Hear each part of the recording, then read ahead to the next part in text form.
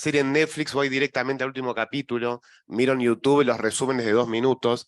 Así que, Andy, creo que todos los que estamos acá preocupados por el futuro, estamos más que ansiosos porque nos des la receta mágica que tenés para compartir. Así que bueno, todo tuyo. Acá. Bueno, gracias. Y sí, yo hice la presentación pensando en vos. Digamos, dije, vamos ahora a describir a Maxi. Una cosa súper importante, no sé, Marco se fue, pero la gente del Joint, el estudio que acabamos de ver para mí es fundamental, porque estamos en muchas comunidades, están volando a ciegas. O sea, tienen una imagen de la comunidad en la cabeza que no es la imagen que es la realidad. Entonces, cada tanto agarrar y decir, bueno, ¿cuál es la imagen real? ¿Cuál es la realidad comunitaria? Es súper importante. No es una panacea, no es que por hacer un estudio ahora va a cambiar el mundo, pero al menos que haya o sea, imagínate cruzar la calle con información que es 1 minuto vieja. Ok, bueno, es lo mismo. Es lo mismo, aquí es lo mismo, dirigir comunidades con información vieja no sirve. Pero bueno, vamos a hablar de otra cosa hoy. Vamos a hablar de Tajles en este mundo que describimos ayer y en este mundo que acabamos de ver en el estudio, cómo, lo que imagino que les debe interesar a muchos de ustedes, cómo manejar, cómo asegurar sustentabilidad, que quiere decir ni más ni menos que cómo recaudar fondos, cómo hacer que las instituciones puedan mantenerse y seguir siendo sustentables en una situación que cambió muchísimo. Entonces, repitamos un poquito lo que hemos dicho ayer sobre cómo cambiaron las comunidades. ¿Se acuerdan? Gran individualización, ¿sí? Que no es egoísmo, es individuación. Después, desmediatización, es decir, nadie usa intermediarios. Piénsenlo, por ejemplo, de esta manera, para sacar un pasaje de avión, ¿cuál fue la última vez que usaron un agente de viajes? Una agencia de viajes. En la pandemia, porque necesitabas a alguien, pero si no, nadie, o sea, hay una desintermediación de toda la economía, ¿no es cierto? Mismo para retail, mismo para comprar cosas. Uno interactúa directo con Amazon, no tiene que ir a eso. Hay una situación, entonces, individuación, desintermediación. Acuérdense también que habíamos hablado de, ¿cómo se dice en español? Radical self-expression. O sea, que la gente quiere expresarse a sí mismo en todo lo que hace. Quiere que lo que hace, sea lo que sea, las zapatillas que usa, la remera, todo que lo represente a él o a ella, ¿no es cierto? Bueno. Y después, una ruptura de los mecanismos colectivos, ¿no es cierto? Estas 4 características fundamentales, un ser humano hiperempoderado, hiperconectado. Bueno, ¿cómo impacta esto en el ámbito de la filantropía y de la recaudación de fondos? Ideas, a ver.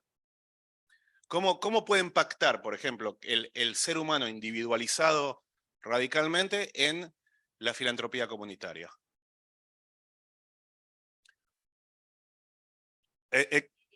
Exacto, o sea, el primer impacto, que es un impacto real que se puede ver en todas las Jewish Federations, en la Campaña Unida, en Keren Ayesod, es decir, las estructuras de filantropía comunitarias empiezan a debilitarse. No porque sean malas, no porque desperdician dinero, sino porque culturalmente no están adaptadas a lo que la gente quiere.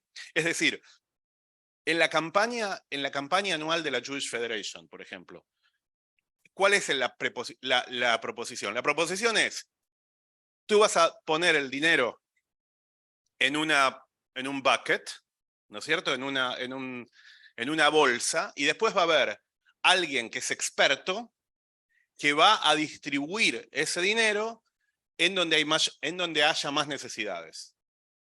It makes sense, o sea, tiene sentido, pero es completamente contracultural, porque le estás diciendo a alguien que no decida por sí mismo, sino que delegue su decisión en un grupo, en algo colectivo. Entonces, ya eso se ve que hay una bajada, digamos, en las campañas generales, como las federations, porque no responden precisamente a eso. En los Estados Unidos, la campaña colectiva, la campaña anual, básicamente se mantiene en los mismos niveles desde hace 15 años. O sea, lo cual significa que por inflación bajó bastante. Ahora, al mismo tiempo que las campañas colectivas se resquebrajan, la filantropía individual explota. Les voy a dar algunos datos que son realmente mind-blowing. En 1990 había en los Estados Unidos 27.000 fundaciones privadas. Hoy 27.000. Hoy en día hay 90.000. En 30 años se triplicó la cantidad de fundaciones privadas. En 1990 prácticamente no había algo que se llama Donor Advice Funds, que es unos mecanismos que le permiten a los donantes decidir a dónde donar. Hoy en día hay 1.800.000 personas que tienen cuentas en Donor Advice Funds. Donor Advice Funds, les cuento un poco lo que es porque es interesante a nivel conceptual. Un Donor Advice Fund es un lugar, una institución, en donde un donante puede poner dinero, recibe una exención fiscal y después puede decidir a qué organización donarlos. Es como crear una fundación, nada más que no creas una fundación. No tienes que crear la infraestructura de una fundación. El Donor Advice Fund es la fundación que lo hace. No importa el mecanismo. Este es un mecanismo que en Latinoamérica no sé si existe. No necesariamente, porque el mecenazgo se lo das a una organización, no podés después de...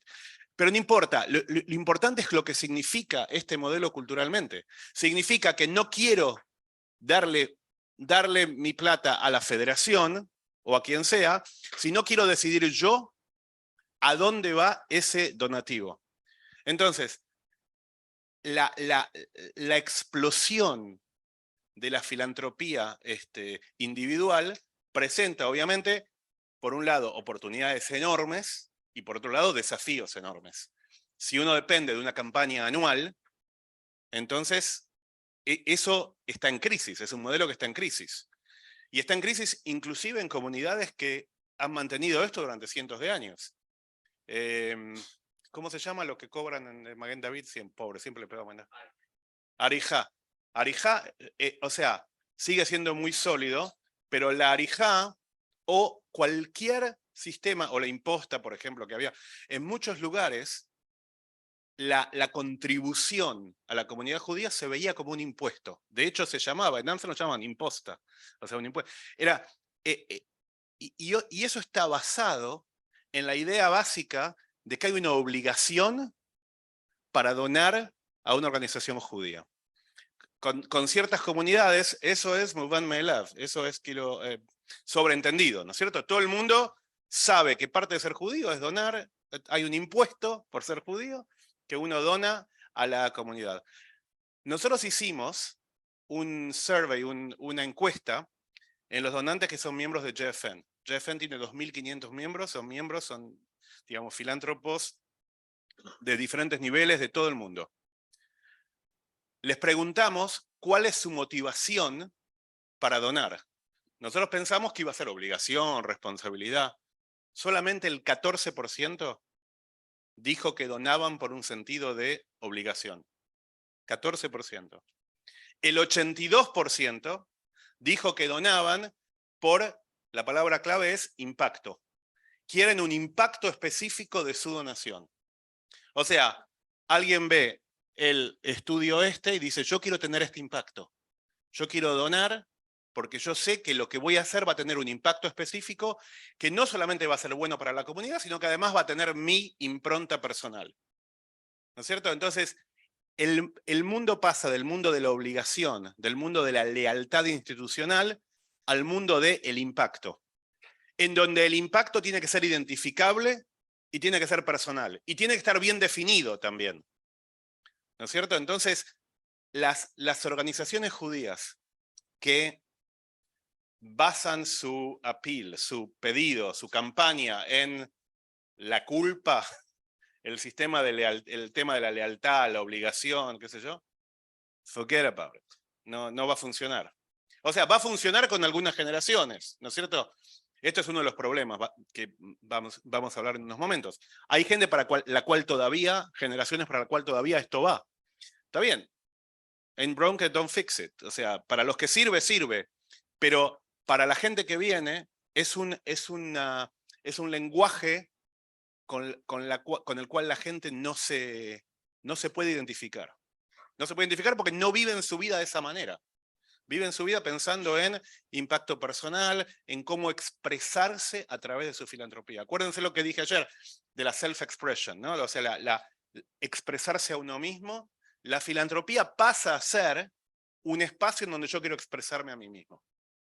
Entonces, atomización del mundo filantrópico.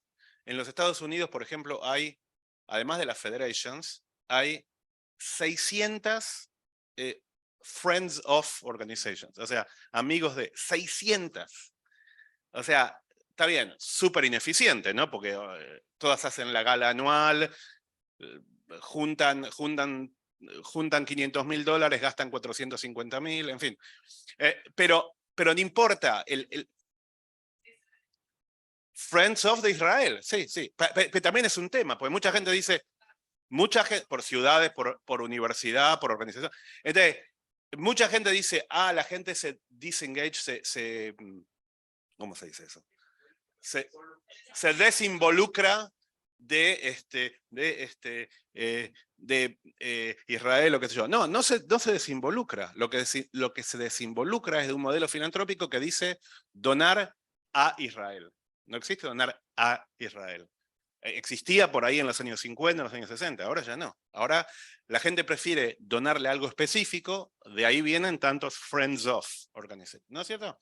Y si lo piensan ustedes también, en las comunidades de ustedes, yo creo que hay mucha más gente que ahora dona a, no sé, a DASA, Universidad de esto, Universidad del otro, más que a la campaña unida de Creen en Eso. Entonces,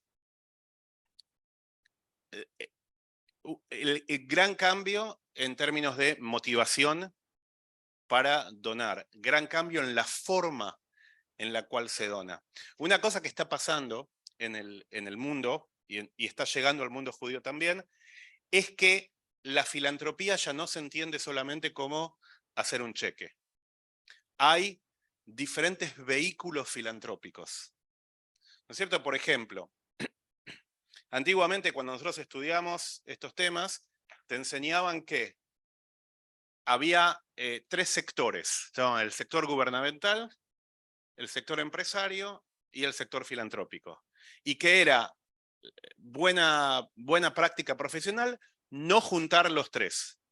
O sea, cada uno trabaja en su silo. Bueno, not anymore. Ahora, la idea es juntar en la filantropía elementos comerciales, por ejemplo, todo el campo, lo que se llama Impact Investing, ¿escucharon hablar? Impact Investing es toda una filosofía en la cual la gente hace inversiones en donde sacrifica por ahí retorno financiero, no necesariamente, pero está dispuesto a sacrificar retorno financiero para avanzar objetivos filantrópicos. Ejemplo, si mi objetivo filantrópico es desarrollar el Negev, está bien, puedo hacer una donación a Arava Institute, pero también puedo invertir en una startup del Kibbutz Yotveta que desarrolla el Negev, que también hace, digamos, energía alternativa, etc. O sea, todos esos modelos, y hay modelos, yo les dije el más básico, después hay modelos que se llaman Social Impact Bonds, bonos de impacto social, hay modelos de partenariado entre el gobierno, el sector empresario y el sector filantrópico, que están creciendo cada vez más. Tanto están creciendo que nosotros hemos hecho un estudio en donantes jóvenes, donantes de menos de 40 años. Cuanto más joven eres, más tienes tendencia a usar estos nuevos mecanismos filantrópicos. Alguien de menos de 40 años es 20 veces más proclive, eso significa 2000% más proclive, a usar mecanismos filantrópicos nuevos, como Impact Investing, Social Enterprise, etc. O sea, ¿por qué? Porque la gente ya no ve que las cosas están separadas, como hablábamos ayer. Uno construye su propia identidad, también construye su propia filantropía con elementos de todas las áreas. Una cosa que pasa también es que cuando la filantropía se vuelve individual, no se vuelve individual del todo. Se vuelve individual, pero está altamente influenciada por un núcleo cercano de gente. Es decir, pasa de ser comunitaria, no a ser individual 100%, sino a ser networked. O sea, se forman pequeños grupos, pequeños clusters de gente que tiene un mismo interés y que está dispuesta a hacer cosas juntos. Es decir, recuerden, individualización no es egoísmo. Individualización es poder identificar cuál es el impacto específico que tú tienes. Entonces, un mecanismo filantrópico que está muy, muy de moda en los Estados Unidos es lo que se llaman los Giving Circles. ¿Alguien sabe lo que es? Giving Circles son grupos pequeños de gente unida por una característica demográfica, pueden ser mujeres, pueden ser jóvenes. Hay un Giving Circle, por ejemplo, de LGBT, en fin, y que deciden y que se juntan entre varios y son amigos o coinciden en alguna característica y juntan plata y la distribuyen en un proceso grupal. Uno dice, bueno, pero es colectivo, no es individual. Sí, es colectivo, pero cada uno participa en el proceso global, en el proceso de distribución. ¿No es cierto? Entonces, eso también está creciendo muchísimo, los Giving Circles, y es algo que en las comunidades se puede implementar, no importa el tamaño, no importa el lugar geográfico, y es sumamente efectivo. Y también es una herramienta de construcción comunitaria, ¿no es cierto? Una cosita más antes que me olvide. Ahora, por ahora yo hablé de los beneficios que tiene o sea, las oportunidades que presenta la filantropía individual. Vamos a hablar en unos minutos de los desafíos que presentan. No piensen que es todo, porque hay grandes desafíos que se presentan con esto. Hay un beneficio que es fundamental en la filantropía individual, que es la capacidad que tienen los donantes individuales de tomar riesgos que los organismos comunitarios no pueden tomar. ¿Se entiende lo que quiero decir? Les voy a dar un ejemplo concreto que todos conocen. Hablemos de Birthright, ¿no es cierto? Birthright es algo que es una inversión de alto riesgo. Y es una inversión que éticamente una organización comunitaria no puede hacer. Yo dirigía, por ejemplo, la Jewish Federation en Montreal. ¿Cierto? Si alguien viene a mí y me dice, mira, tengo un proyecto buenísimo que quiero que la Federation soporte. ¿No es cierto? Vamos a llevar a todos los jóvenes judíos gratis a un viaje a Israel. Yo digo, momento, ¿todos? Sí, todos. ¿Los que pueden pagar también? Sí, todos. Porque el modelo es que si todos van y hacemos algo generacional, le digo, no hay ninguna posibilidad que eso sea aprobado por mi board. No hay ninguna posibilidad y tampoco tendría que ser aprobado por mi board, porque los donantes donaron a la Federation para que yo me ocupe de los judíos pobres, me ocupe de dar paquetes de comida. O sea, de pronto voy a hacer un proyecto altamente riesgoso, está bien, de alto impacto, pero altamente riesgoso, que no sé si va a salir bien, en donde voy a subvencionar gente que puede pagar. Sería inmoral de mi board aprobar ese proyecto, ¿no es cierto? Pero viene Charles Bronfman o Michael Steinhardt y dicen, nosotros lo queremos hacer, queremos asumir el riesgo, vamos a poner la plata y lo vamos a hacer. Entonces, de golpe lo que empieza a pasar es que hay muchísima más creatividad porque el individuo es más creativo que o sea, las ideas, por lo general, ideas más locas pueden hacerse porque el individuo absorbe el riesgo. La filantropía individual puede absorber el riesgo de la comunidad. Ahora, entonces, esto es una gran ventaja, y si lo piensan, en los últimos 20 o 30 años, los grandes proyectos comunitarios surgieron de individuos, o no individuos solos, pero pequeños networks que estaban afuera de los mecanismos comunitarios, porque precisamente podían tomar riesgos que las organizaciones comunitarias no podían. ¿No es cierto? Entonces, esto es una enorme ventaja que tiene la filantropía individual, y una vez que hay proof of concept, que se comprobó que funciona, ahí sí la Federation lo puede tomar. Cuando yo ya comprobé que Birthright realmente es un motor de, digamos, identidad judía, etc., bueno, ahí sí. O que PJ Library funciona, ahí lo puedo hacer. Pero para iniciarlo, tiene que iniciarlo alguien individual. Ahora, ¿cuál es el lado oscuro de todo esto, no es cierto? ¿Qué les parece? ¿Qué pasa cuando la filantropía se vuelve así individual, impact-based? ¿Cómo? Bueno, esto es un primer, no hay constancia, no hay visibilidad. Entonces, uno se vuelve mucho más complicado planear a largo plazo. Entonces, una de las cosas que nosotros hacemos mucho en Jewish Funders Network es tratar de educar a los donantes en la importancia de lo que llamamos el multi-year grant. O sea, yo les digo a los donantes, no hay ningún problema social, judío, ningún problema en el mundo que sea un problema de un año. Digamos, la asimilación no es un problema de un año. El antisemitismo no es un problema de un año. Entonces, ¿para qué das un grant? ¿Para qué das una donación que es por un año? O inviertes o no inviertas. Pero invertir por un año es poner a la organización en un hamster wheel. O sea, cada año hay que empezar de cero haciendo todo el mismo proceso de cosas. O, por ejemplo, invertir y decir, o sea, poner condiciones que son incumplibles. O que son cumplibles, pero que no, pero que la organización lo que va a hacer es ocuparse de cumplir esa condición en vez de hacer su misión todo el tiempo.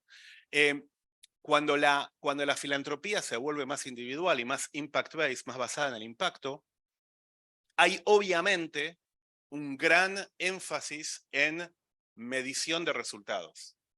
Lo cual está muy bien, es muy útil, ¿no es cierto? O sea, en todo negocio, en toda actividad económica, en toda actividad social, uno quiere medir impacto.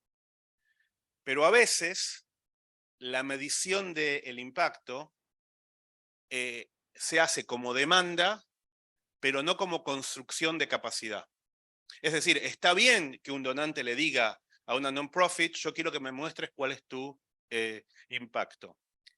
Pero para hacer eso, hace falta que el donante invierta también en crear la capacidad, todo el tema de capacity building, de cómo medir impacto, de cómo seguir temas en el largo plazo, etc. ¿Qué otro problema se genera? ¿Qué les parece? Sí, falta una política centralizada. No sé si en algún momento la hubo, pero es uno de esos mitos, como que en algún momento. Pero sí, efectivamente, más que una política centralizada, lo que falta son espacios en donde la gente se pueda alinear estratégicamente. Yo, por ejemplo, recibo funders que todos los días me dicen, tengo un proyecto nuevo para luchar contra el antisemitismo. Y yo le digo, es la cuarta vez que me presentan este proyecto nuevo. Es decir, once in a lifetime opportunity. Bueno, la tercera vez en la semana que tengo una once in a lifetime opportunity. Es decir, pero no es de mala onda, no es de mala voluntad, es que simplemente como no hay espacios donde los donantes pueden hablar uno con otros, no hay necesariamente una idea de dónde están los gaps, dónde están digamos, dónde están las necesidades mayores. Entonces, lo que pasa en muchos casos es que ciertos temas están overfunded, están todos todos ponen ahí, y otros temas están completamente ignorados. Entonces, lo que hace, gran parte de lo que nosotros hacemos en TFN y lo que ustedes debieran hacer también en sus comunidades es juntar a los donantes y hacer un mapa de dónde cada uno está invirtiendo para tener, si no un plan, Sergio, porque eso es muy difícil, una visión de conjunto. Al menos que haya una visión de conjunto que un donante diga, pará, antes de poner más plata en, no sé, Israel Engagement en campus, vamos, por ahí lo que falta es Teenage Jewish Identity, que es mucho más, está más underfunded que campus, por ejemplo, ¿no? Digo un ejemplo. Entonces, sí.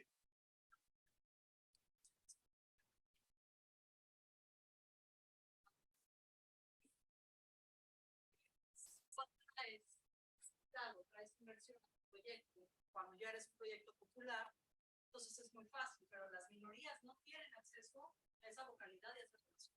Sí, sí. Hay algo de eso, yo lo presentaría de una manera un poquito distinta. La nueva filantropía requiere una estructura de management de relaciones, de gestión de relaciones muy profesional y también, digámoslo, muy cara. O sea, antes era fácil. Alguien hace una campaña anual, el mensaje es el mismo para todos, hay un folleto, the Case for Giving lo llamaban. Entonces, eso era relativamente barato. Ahora, cuando uno lidia con donantes individuales, que cada uno quiere hacer su propia cosa, hay que conocer a cada donante. La clave de la filantropía o del fundraising moderno es relationship. Porque tenés que conocer, tenés que saber qué impacto específico quiere cada uno. Tenés que conocer la familia, tenés que ver qué pasa con las diferentes generaciones. Entonces, hay organizaciones que tienen esa infraestructura que les resulta mucho más fácil que una grassroots organization que no tiene la misma infraestructura. Entonces, una gran necesidad, volviendo al tema, o sea, lo que hace el Joint, por ejemplo, con este capacity building, es sumamente importante, porque les da a pequeñas organizaciones la capacidad para hacer eso. Pero después hay otro problema, que es relacionado a lo que tú dices. Hay algunas causas que son más sexy que otras. Right? O sea, son más sexy que otras, generan más adrenalina. O sea, ¿por qué la lucha contra el antisemitismo es más popular, por ejemplo, que, no sé, educación judía? Al menos en los Estados Unidos. Y porque me siento mejor, me siento como estoy luchando, me genera adrenalina, me siento héroe. Es más sexy. Claro, claro, es más sexy esto que vamos a hacer un proyecto de a 10 años para mejorar la educación judía. ¿No? Vamos a hacer street fighting contra el antisemitismo. Entonces hay procesos. Es como, miren, es lo siguiente, si ustedes pudiesen decidir a dónde van sus impuestos, por ejemplo, ¿pagarían por las cloacas?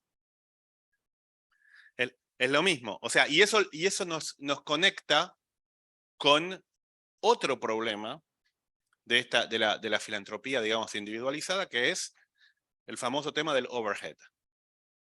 O sea, el overhead son los costos operativos, los costos fijos. Cuando cada uno busca su propio impacto, nadie quiere pagar las cosas básicas. Nadie quiere pagar la renta, la luz. Bueno, y este es un problema gravísimo en el mundo filantrópico, que organizaciones como la mía estamos tratando de, digamos, educar a los filántropos para que cambien un poco la actitud con el overhead. Y yo siempre cuento la misma anécdota. Yo vuelo hoy voy a volar en United, ¿no? Ojalá que el overhead sea alto, que no ahorren en entrenamiento de pilotos, en mantenimiento, en seguridad. Eso es todo overhead, ¿no es cierto? Cuando me compro un café en Starbucks, no le digo, te voy a pagar el costo del café, pero descontame el costo de la renta, descontame la electricidad y el gas. Solamente en filantropía hacemos eso. No, pago por el programa. ¿Y quién hace el programa? O sea, ¿y en qué oficina trabaja el tipo que hace el programa? Bueno, esto es un tema donde otra vez la relación es muy importante. O sea, nosotros a veces hacemos el juego de esto, nosotros lo hacemos peor, porque decimos cosas como, ah, no, cada dólar que me donás va para el programa. Yo nunca digo eso. Yo digo, si alguien te dice eso, te está mintiendo. Sí. Si alguien te dice, te está mintiendo, porque no puede ser. Y si alguien te dice, mi overhead es 5%, también te está mintiendo. El overhead corporativo nunca es menos de 35%. El corporativo, pero el filántropo, ah, no, tiene que ser menos de 10, más de 10% no pago. Cuando en definitiva, ¿qué importancia tiene? Lo que importa, ahora, ¿por qué medimos overhead? ¿Por qué nos focalizamos tanto en el overhead? ¿Qué les parece? No, está bien, pero ¿por qué chequeamos la eficiencia de esa manera? Porque es fácil. Porque es fácil de chequear. Es decir, el overhead son números. Yo puedo decir cuánto gastó el JCC en papel higiénico, ¿no es cierto? Pero es mucho más difícil chequear cuál fue el impacto comunitario. Para eso necesito 20 años, hacer estudios en profundidad, como el que vimos ahora. Ahora, chequear overhead es fácil. Me fijo cuánto estás gastando y ahí, entonces, es un tema de laziness, es un tema de, digamos, de path of less resistance, pero no necesariamente lo más eficaz. Bueno, vamos a parar un minuto porque si no, sí, no va a haber tiempo para preguntas. Sí. Dale, Mariano. Mariano.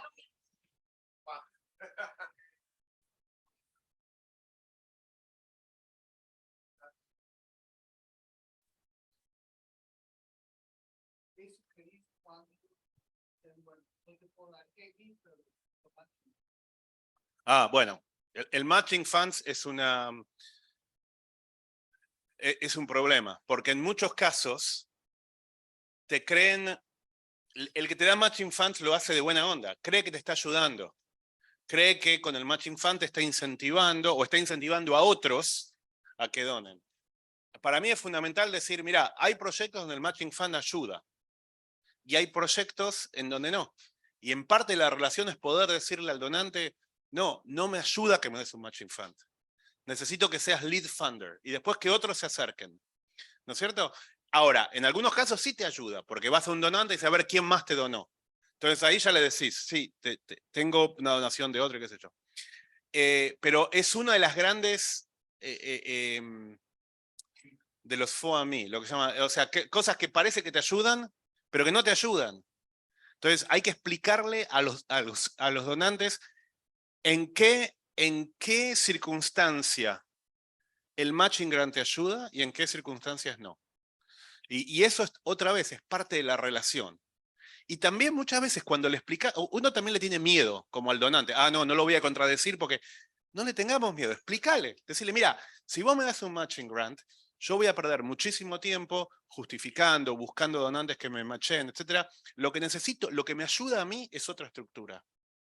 Te puedo asegurar que en el 70-80% de los casos van a ser flexibles.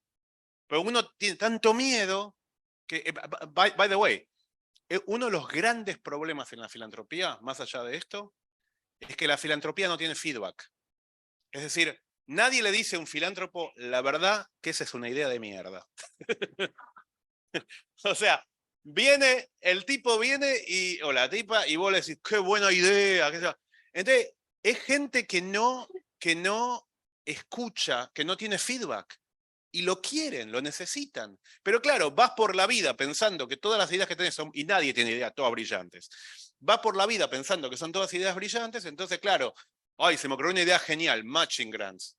Y la gente, como tiene miedo a perder el cosa, dice, ah, buenísimo, me ayuda. No me ayuda, me complica, es un problema, no tengo capacity para salir a buscar matches. Entonces, de alguna manera, hay que buscar la forma de darle feedback al filántropo. Y algo que se llama trust-based philanthropy. O sea, hay que crear entre el filántropo y la non-profit una relación basada en la confianza, en donde uno puede tener estas conversaciones. Son importantes porque tanto el filántropo como la non-profit lo necesita. Y a veces, obviamente, la non-profit también tiene una actitud, digamos, jodida, porque dice, vos dame plata y callate. tampoco sirve.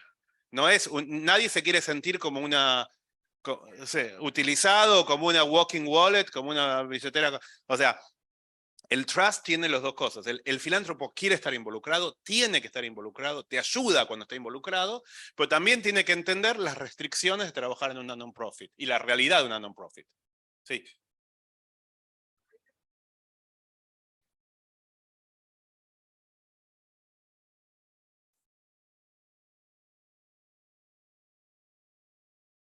Hay, pero yo soy muy escéptico respecto de eso. ¿Por qué soy muy escéptico? No porque, a ver, no porque está mal, sino porque me parece que es muy raro que alguien decida una gran contribución porque encontró algo en Internet.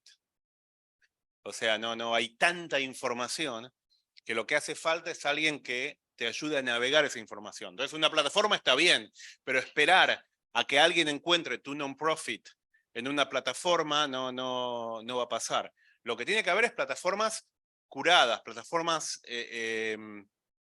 digamos, manejadas, filtradas, con alguien que te garantice una cierta confianza, etcétera. ¿No es cierto? La rifamos. A ver, bueno, el que hace la donación más grande recibe la pregunta. Dale. Pará, vos ya hiciste. Dale. Muy fácil y de información. ¿Cuánta plata se dona anualmente en el pueblo judío? ¡Pum! Gran pregunta. Y como todas las grandes preguntas, imposible de responder. Ahora, le digo primero por qué imposible de responder. Porque, primero, by the way, primero algo que no les mencioné. Una cosa que está desapareciendo, porque está relacionado con esto, es los donantes que donan solo a causas judías. Nosotros hicimos un survey de nuestros miembros. ¿Cuántos donan solo a causas judías? 4%. Sí. Solo a causas judías. No, todos donan a causas judías, pero nadie, o sea, pero esto complica un poco decir qué es filantropía judía. O sea, ¿qué es filantropía? ¿Cuánta plata? ¿Qué se cuenta? ¿La plata que donan judíos? ¿La plata que se dona a instituciones judías? ¿La plata que, por ejemplo, yo tengo una definición que es donaciones inspired by Jewish values or Jewish identity? Puede ser cualquier cosa eso. ¿No es cierto? Entonces es muy complicado saber cuánto hay. Hay cosas que sí se saben. Por ejemplo, sabemos que las fundaciones judías tienen un capital total, digamos, agregado de unos, ponerlo, 100 billones de dólares. Sabemos que en la campaña anual de las federations es de $1 billón. O sea, perdón, no 1 billón, billion, lo que se llama 1.000 millones, ¿no? Yo sé, por ejemplo, que los miembros de JFN colectivamente donan unos 6.000 millones de dólares por año. Pero son cosas en donde sí sabemos que es muy interesante, y esto es todo otro tema para abrir, es en Israel. Ahí sí sabemos. Me está sonando el teléfono todo el tiempo. En Israel sabemos porque ahí tenemos datos de las autoridades. Son datos, no son muy buenos, pero más o menos sabemos que hay 16.000 millones de shekels por año que van a filantropía, y algo muy interesante, que no vamos a poder hablar ahora, pero para la próxima, la mitad de esos 16.000 millones son locales. Locales. En Israel hay un crecimiento de la filantropía, algo nuevo de los últimos 10, 20 años, en donde ya más de la mitad de la filantropía en Israel es local. Entonces, otra cosa más que complica, que enriquece, digamos, el campo de la filantropía judía.